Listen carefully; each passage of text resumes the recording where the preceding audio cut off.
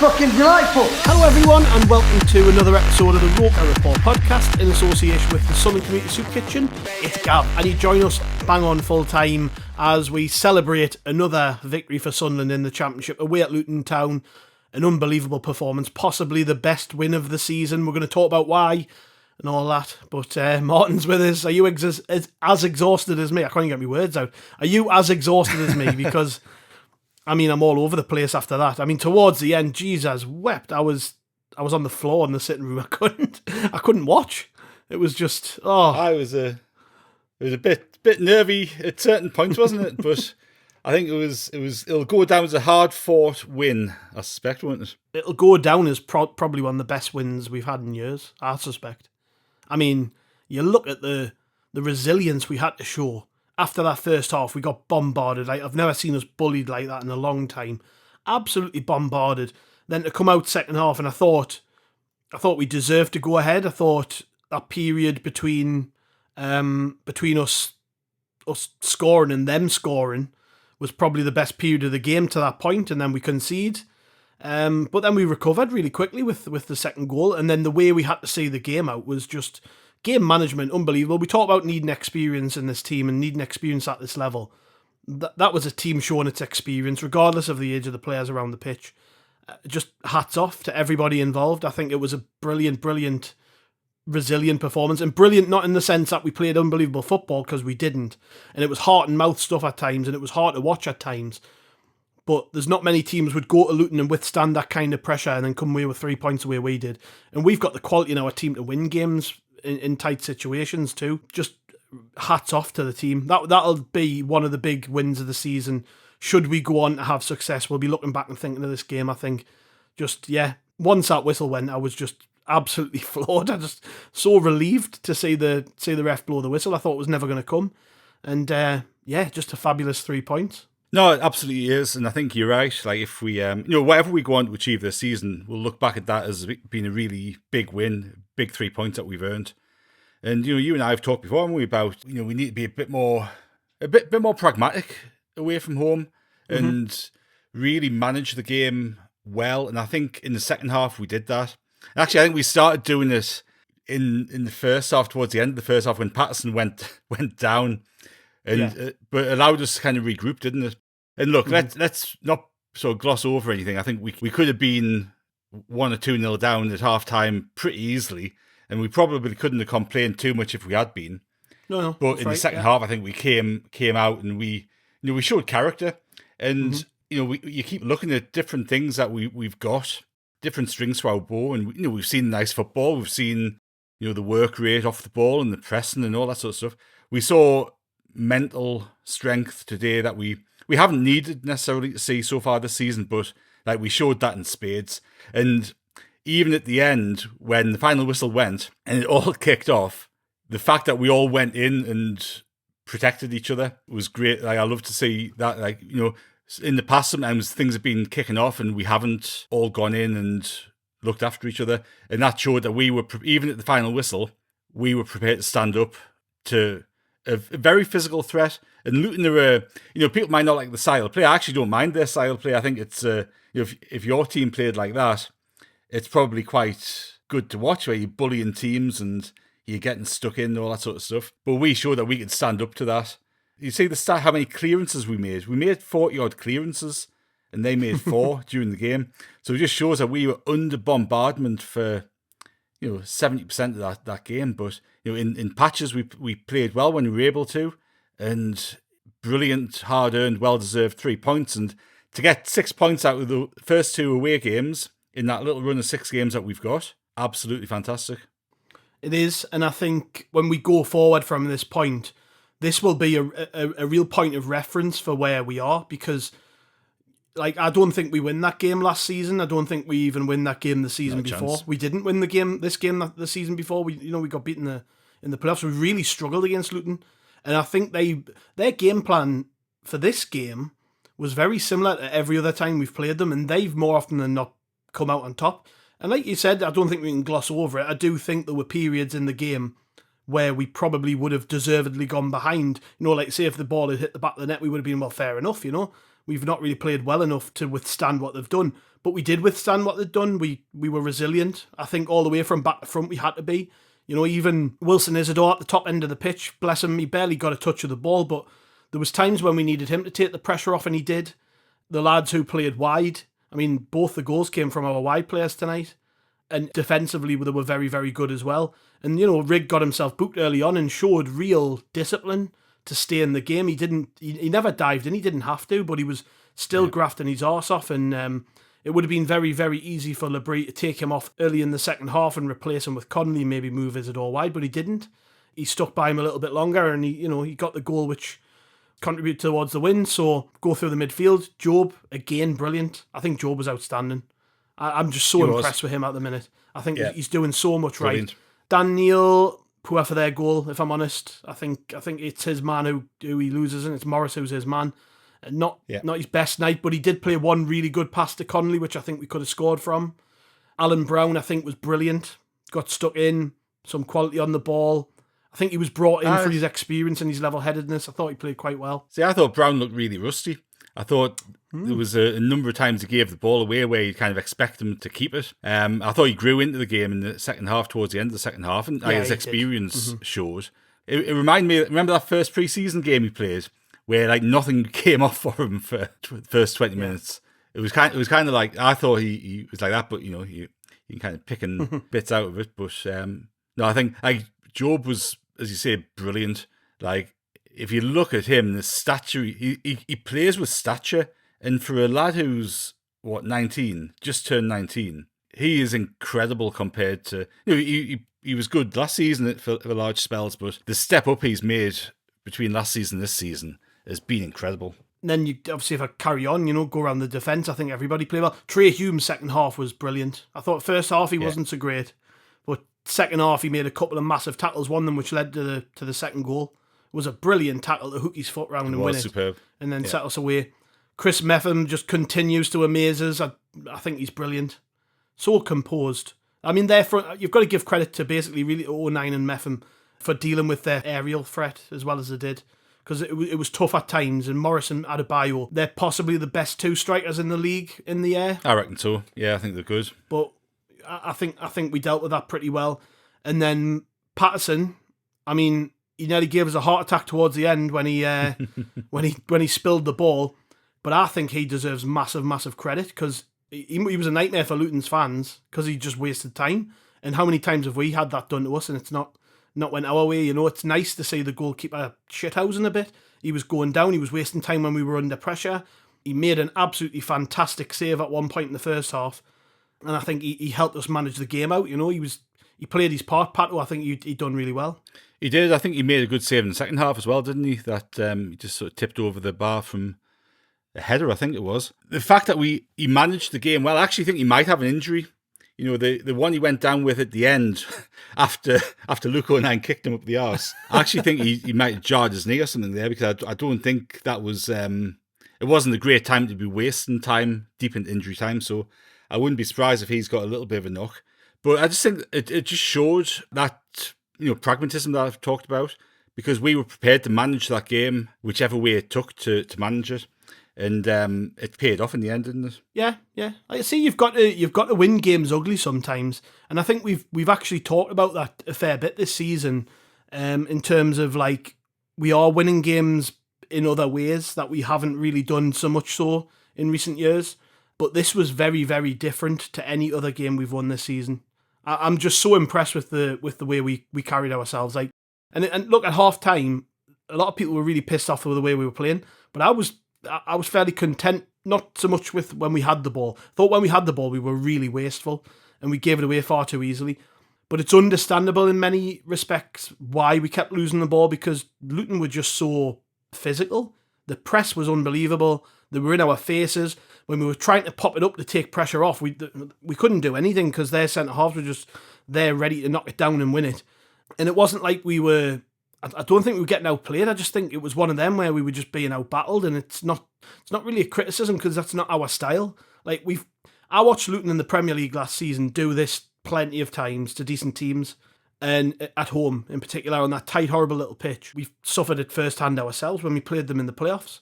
We see, we knew exactly what was going to happen, and Yeah. I think I said on the preview, it's going to be difficult. I didn't expect it to be this difficult, but we rode through the pressure. We got into half time just about, and it gave us a chance to reset, rethink our game plan, and start from scratch. And then I think second half it was a different story. Yes, Luton had their spells, and Luton were, they did carry on some of that good work that they'd done in the first half, but we got on the ball a lot more, and we showed our quality. Obviously, the 2 goals were fantastic goals. I mean, you look at them just individually, they're both brilliant finishes, but we've got that in us. I don't think they do.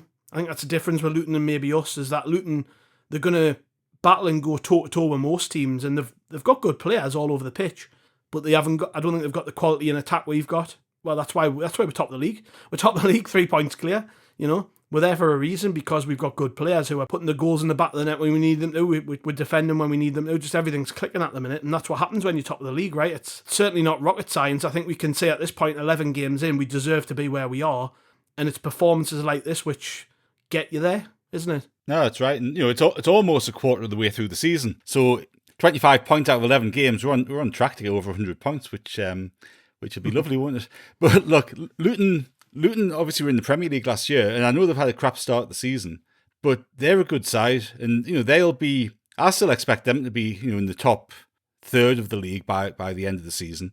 They've come off the back of a good home win over Watford on Saturday, and the start of the game you can't you wouldn't have expected anything less from that opening spell. I actually thought we started the game really well. We had chances, didn't we, when I think Brown sort of broke through and he laid the ball back to Dan Neil, who I think probably should have. I know we got a corner from it, but I think he probably should have done a bit better than he did with the shot. But after the opening sort of 90 seconds, it was all Luton, and we've been there before. We've seen it before. We saw it last season, as you say, in the Premier League. Once they get a bit of momentum behind them and the crowds behind them, the style of football they play is intimidating, and you've got to stand up to it. And it's going to be in the air. And O'Nien took one in the face from Morris early on, didn't he? And it was a battle. Yeah.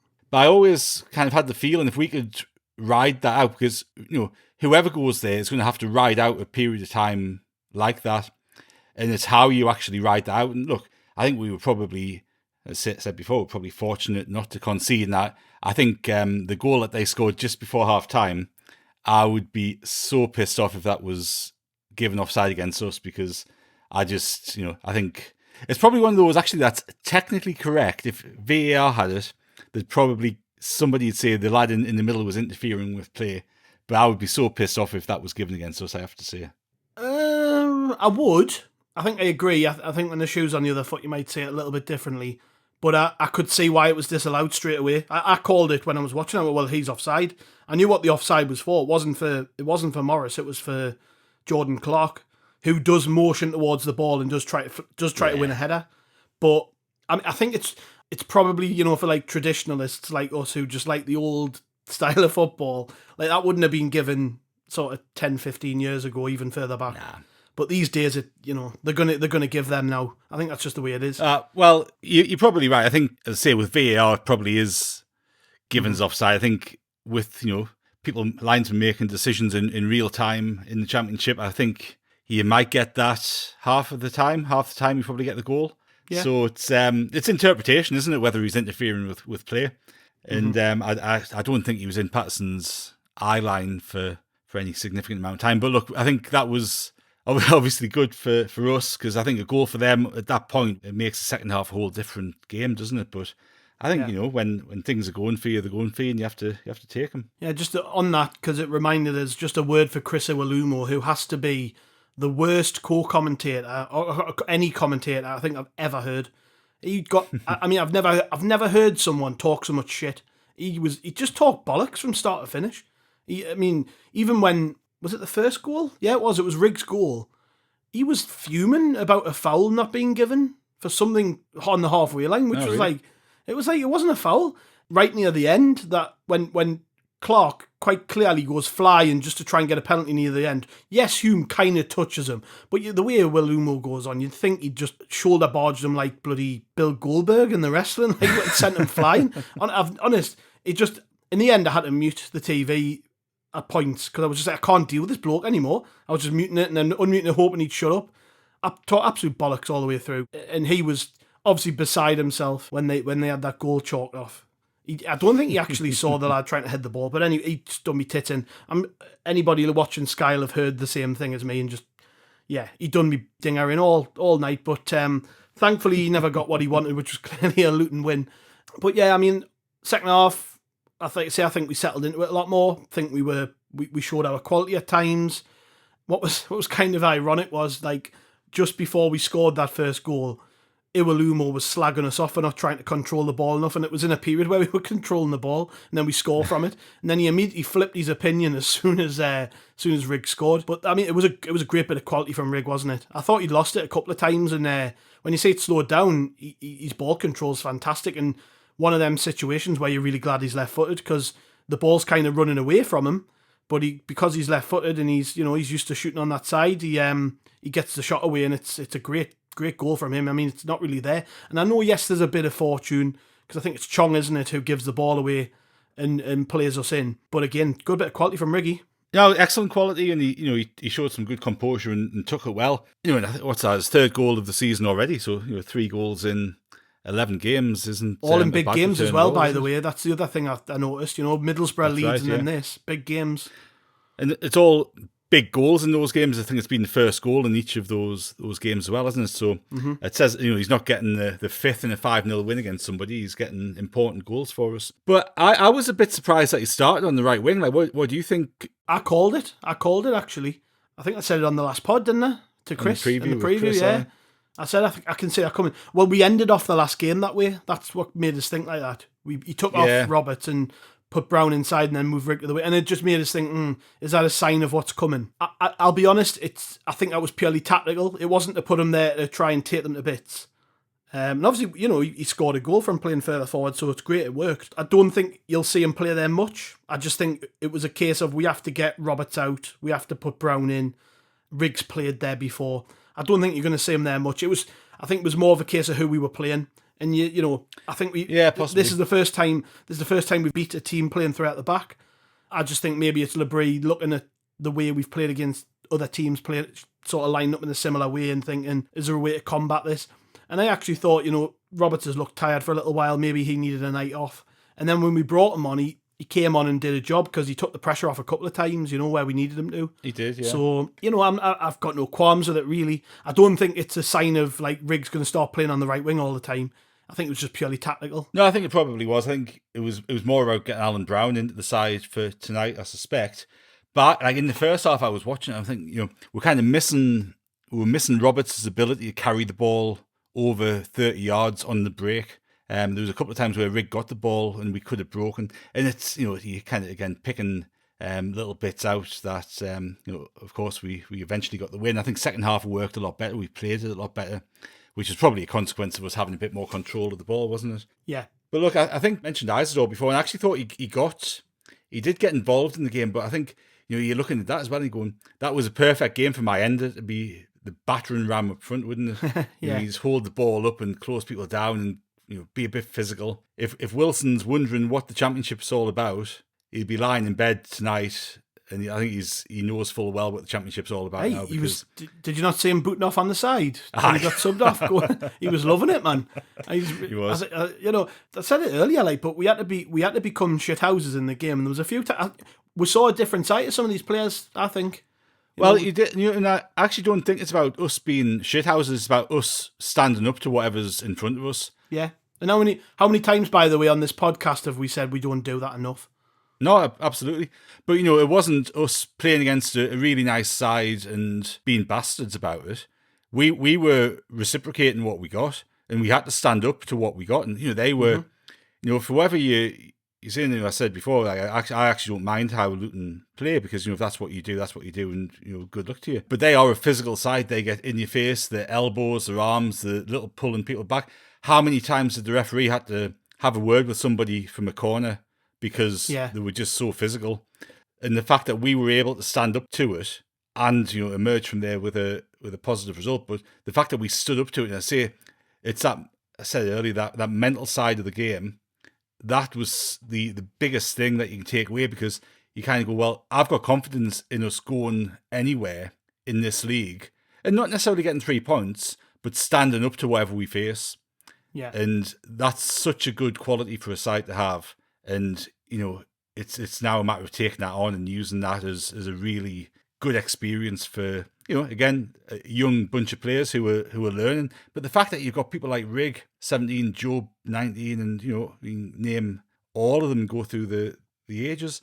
The fact that they can go there to a team that was in the Premier League last season, stand up to that physical side of it, it's brilliant. Yeah, it really does bode well for the rest of the season. And like I said about experience, well, that's that as a learning experience, that's going to have taught this team a lot. Not just about the championship. You mentioned Isidore, sort of, maybe if he didn't understand what the championship was, this will have told him. But also teaching them about themselves, showing another side, showing arrogance, showing confidence. Like, for young players, invaluable, absolutely invaluable. I mentioned quickly before, I mentioned their goal, and I think Dan Neil should have done better. Do you think it was a free kick or not? Because I wasn't sure. I don't think it was a foul from Serkin. Sure. I really wasn't. No, I think the referee seemed keen to be giving them a few free kicks that were 50-50, and we barely got anything. That was a feeling that you got watching anyway. But I think it was hard to tell with the Serkin one. It didn't. I don't think he felt it was a foul. So that's always a good sign, because you can tell when players know they're giving a foul away and when they don't think it was. I thought Dan Neil really should have done better with Morris on that goal. I think he just went to sleep. And there was a point in the second half as well where Neil was sort of dribbling out the box, and he played a short pass into, I think he was trying to get into Bellingham's feet, but he messed that up completely and he gave Luton the ball. And you mentioned him before where he put Connolly through. I actually think if Connolly hadn't got wiped out through the back a couple of minutes earlier, he gets that extra yard to get a shot away with. Yeah, he was still feeling it, wasn't he? I think he was still feeling it. But when Dan Neil put that ball through, he'd had to win it back after messing up a pass in the first place. So I think, again, being picky on a night that we don't really need to be picky to any great extent, but like Dan Neil is still that one where you're looking at going, we need consistency in that role. And, when Dan Neil's doing the things he can do well, he looks the player that we know he can be. But he's turning in inconsistent performances. I thought against Hull he put his best game of the season in for us, but I thought he struggled. And, he was having to drop back in to make a 3 a lot of occasions, wasn't he? He was kind of dropping in sort of in between Mepham and 09 to provide a bit of extra cover. And, that's not his game. And I do feel a bit sorry for him that he's been kind of asked to do that defensive stuff so much, because I don't think it's quite natural for him. And then we responded pretty quickly, actually, and it was what I'm going to say is a typical Sunderland goal, because it was a counter-attack, which it seems odd to say that you counter-attack against Luton of all teams, but they were away down the other end. And as I mentioned before, what a tackle from Trey Hume. Like, unbelievable tackle. Not just to win the tackle, but to retain the ball and then get us up the pitch. And we get forward. We break forward really quickly. It's becoming a trademark of the style of play under Régis Le Bris, the way we just, once we win it and we've got a chance to break, the ball is in around their box really, really quickly. I'll be honest, I think it's crap from Luton. Nobody even tries to get in front of Mundle. He's kind of allowed the shot. And you're an idiot if you let him do that, really, because he's shown so many times this season that if you let him cut in off that left-hand side with his right foot, he'll make you pay. And it was just a ridiculous finish and a real quality goal from a quality footballer. And I'm just so happy he's back in amongst the goals, because it was mentioned on here the other day by Chris that he hasn't scored in a little while. And I think it was me. I think I it was you. Up and you made the point that he'd only not scored for 3 or 4 games, but I'll put the blame on Chris still. Anyways, it's nice to blame Chris for things that he hasn't done. Blame Chris. But yeah, just an outstanding finish from Romaine Mundle, and I'm sure Luton will be regretting not trying to close him down because he made them pay. No, it was a great goal, and the reason I was not criticising him, but I was saying he was due a goal because he is such a goal threat. And I think, I said he can score 15 for us this season. Just got goals in his locker. Did you think there was a foul before Hume actually got the ball from Chong? Because I think they were appealing for it, wasn't it? I think Brown had a little bit of a tug at him when he was kind of carrying the ball towards the halfway line. I think they probably felt a little harshly done by. It's probably one of the only ones that they didn't get for the majority of the game, to be fair. But maybe it just, do you know the way the game was reffed? It's hard to gauge what was a foul and what wasn't. Because Oh, no, some of the fouls he was blown up for, I was like, well, that was never a foul. And then there was some where it was quite blatantly a foul, and he was just letting Luton get away with it. So it's like, I don't know what you can normally gauge what a foul is based on how the ref performs, but this was really tough. No, that's right. He was inconsistent, wasn't he? Yeah, very inconsistent, but yeah, an outstanding goal, and it was the way we responded. Really, it was within 2 minutes, wasn't it? Which is the main thing. Within 2 minutes of them scoring, we were back ahead. And that's what good teams do. They're relentless. And it's been something we've criticised. I say criticised, it's maybe been something we just pointed out. The 2 games which we've lost away from home. I think it's been in the pursuit of a win. It's been a game which has been tight, a bit like this one. And rather than sort of shore things up and try and just get the game over the line, in those games we kept going for it and we ended up paying. Whereas with this one, it was a case, well, Luton were trying to bomb forward and we were like, well, now we're going to keep going for it. And once we were ahead, it was a case of we had to manage from that point, didn't we? It was, I mentioned, I keep saying the word experience, but it was an experienced performance from that point on. Well, we had it was a good half an hour, wasn't it, from that point, and there was a lot of football to be played. And look, Luton still had their chances, but every chance we got, we slowed it down. Every chance we got, we took a breather. Really, really impressed with the way we did that. No, it's right. It's funny how, it's a clearly obvious thing to say, but like what happens in the game actually dictates your perception of what happened. Because, you say that we managed the game well and we kind of learned from the 2 away games that we've lost where we'd been pursuing a winner. But, in that situation there, Luton had just equalised and they, building up a head of steam and coming for us. And, the sensible thing to do then would have been, okay, let's just quieten these down again for 10 minutes and then try to win the game. But we counterattacked. And if Mundle had lost the ball, if they defended better, if his shot hadn't been so good and deflected off somebody, we'd piled quite a number of people forward. So in that moment, we'd actually done exactly the same things we'd done against Plymouth, exactly the same things we'd done against Watford. But this time it worked because we just kept attacking. So I actually don't think we changed or learned, if you like, from the 2 away games that we've lost, because we did exactly the same thing. But it's like I was saying the other day, having that approach, I said before the whole game, I don't see us changing that outlook too much. But, we've got 3 points there today where if we try to defend, we might not have succeeded and got no points or 1 point at best. So you kind of hope over the course of a season, we end up with more away points than we would have done being a bit more defensive minded. But I think that was just that was a shining example there of how effective that strategy is when you actually score that goal, because us getting that goal 3 minutes after they'd equalised changed that game completely, because they got more desperate and more desperate. We became more confident, and we could play completely on the break as they had to come at us. So it changed the whole game and actually made that last half an hour, which it was with the amount of injury time that they played, it made that last half an hour a good game for us to manage. Yeah, and at a time where Luton looked spent, I thought they'd already kind of thrown everything at us by that point, so it kind of knocked the wind out of them, didn't it? And it was impressive because they played. I think they played on Saturday, didn't they? And we played on Sunday, so they've had an extra day's rest compared to us. They were at home games on Saturday as well, yeah. But it was a big game for them. It was playing the local rivals, and there was a lot of pressure on them to get 3 points. So I was kind of hopeful that they would tire. But I thought the fact that we played 24 hours after they did might kind of counteract that. But I thought the fitness levels that we showed were superb. And there was a few of their players who were dead on the feet with 20 minutes left.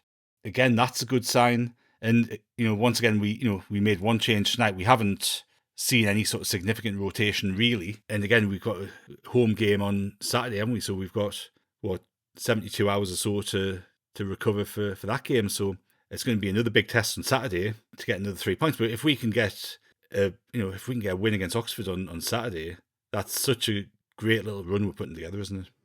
Oh, ridiculous! And keep saying it, but if you're going to win the league, that's what you've got to do. So well, and we're top after 11 games. You've got you look at the teams around us, this little run of games, We're 3 points clear now, and they're dropping points where we're not. So, that's just what you've got to do if you want to be up there. Like, if going into this little run, like before the international break, these 2 games over the last few days, you would have been absolutely buzzing with 6 points. 2 away games, 2 tough away games as well, by the way. Like, it's not like we've played 2 shitters down the bottom. We've played 2 decent teams, I think, who are going to be there or thereabouts around the top 10 come the end of the season. Yeah. And we've come away with 6 points, going into a home game, which is going to be tough. Oxford, I think, they're draw specialists, aren't they? But they're in the middle of the pack, considering that they've just been promoted. That's a good start for them. Yeah. So they're not going to be. They're not going to be really. They've only lost 3 games. So drawn the last 5. They've drawn the last 5, so you can kind of tell what they're focusing on. But I think there's what's probably overlooked as well with them. All of the talk about strikers that we either have or don't have, and the need for a goal scoring striker. We're the top scorers in the league. We've got 21 goals in the 11 games, and those goals have been well shared about. So, we've got a threat from a number of positions. And, you compare that goals tally to some of the other sides that are up there. Like, we've scored 21. West Brom have only scored 13. Sheffield United have only scored 12. And I know Sheffield United have had a couple of points deducted, but, they've still only scored 12 goals in 11 games. So, our goal scoring has been actually quietly very impressive, and we've shared the goals around, haven't we? We have. We haven't. I don't think we've got anyone inside the. I'm just counting it up now. I think Romaine Mundle is the. What, Mundle's got 4 in the list. He's the 15th highest goal scorer in the league. Yeah. Right. So we've scored the most goals, but the top scorer in the league's got 8, then 7, then 5. So it's not like it's like I think that's the hallmark of a good side when the goals are shared about. Because No, it is. and Le Bris was talking about this the other day, wasn't he? When he was asked about the number 9 position and the fact Sunderland have struggled to find somebody who can play in that position for a long time. He directed the conversation away from it and sort of said, we need to share the goals around regardless of who's up there. Nah, it's really nice. It's pleasant to be sat in this position. We can't complain about anything. Like, this is way above my expectations of where we'd be. I mean, I said it repeatedly at the start, but this was a massive win. It'll be a massive win regardless of where we end up, because I just think it showed that this team has character. It shows that these young players have got bottle. It shows that regardless of their age, this is an experienced team. And some of the things we maybe get judged for and we don't get enough credit for, I think people would maybe look back at this performance and go, actually, Sunderland have got a bit more about them than a lot of people maybe give them credit for. Because I've seen so often over the last sort of 4 or 5 weeks, actually, fans of teams we've played saying like, "Oh, Sunderland are lucky; they'll never keep it up," and all this. Same things everyone was saying about Ipswich last year.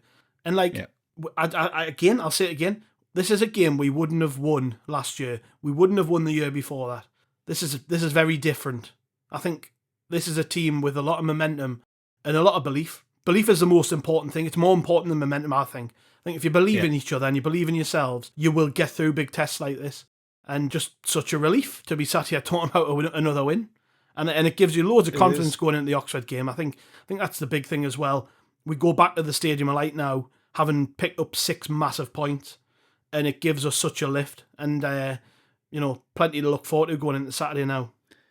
No, it is. And, I mentioned earlier in jest, 100 points total that we're kind of on target to surpass. But, and you look at, I always look back at the Peter Reid season when we went up with 106 points, whatever it was. And I think one of the lads did something on the site this week, didn't they? About, comparing where we were. I think it was Nick from It's a Hope I Can't Stand, wasn't it? Yes. And I think this is the thing, like, it's such a temptation to go, we were shit tonight. We were shit against Luton. We, got lucky. Chris Iluelmo said we were lucky, or whatever it is. We didn't play well, and it's only in hindsight that you look back at that 106 point season. It was 106 points, but 105. Sorry, putting us on the spot now. 105. I gave us an extra point. We should have got an extra point. But you look back at that 105 point season, and you remember it as being brilliant, like swashbuckling football, loads of goals. But the reality was, we had a couple of defeats in there. We drew games at home and away that we should have won. We ground out a few draws where we maybe should have lost the game. And it was the fact that we were able to pick up points when we weren't at our complete best that makes a relatively good team a championship winning team.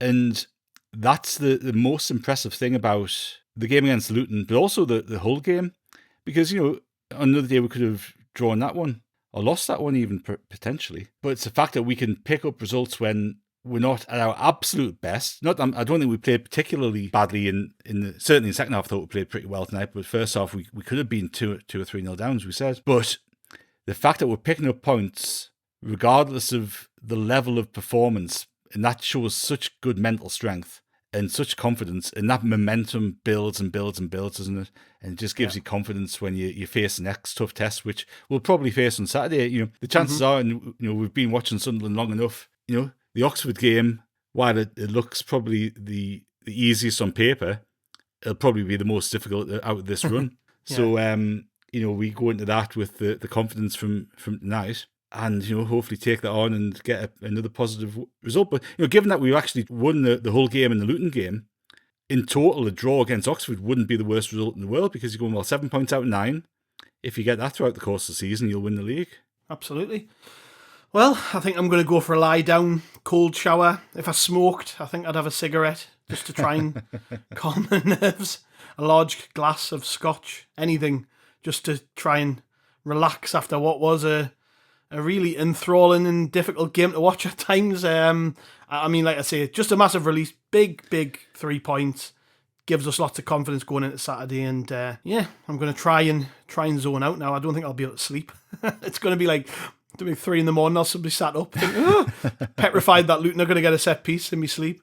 You'll be having dreams about Carlton Morris powering into the back post. But you know what? That game reminded me of. Remember the game that we went to Ipswich under Mick McCarthy, and it was towards the end of the season. I think it was around Easter, and Michael Ingham was in goal. Yes, and we needed to win because I think we'd got beat off Reading the game before at home, and that game against Luton reminded me a lot about that, because it was so nervy and such a sort of tense, tight game. We showed real strength of character to come through it. It was that sort of similar type thing where your heart's going at a bloody million miles an hour, and when the referee finally blows a whistle, it's a sweet, blessed relief, isn't it? Yeah, it's interesting that all this reminiscing is about seasons where we've won promotion out the Championship. Don't know if that's a good omen or what. Cheers, mate. Thanks for joining us. We'll try and calm down after that. We'll be back after the Oxford game.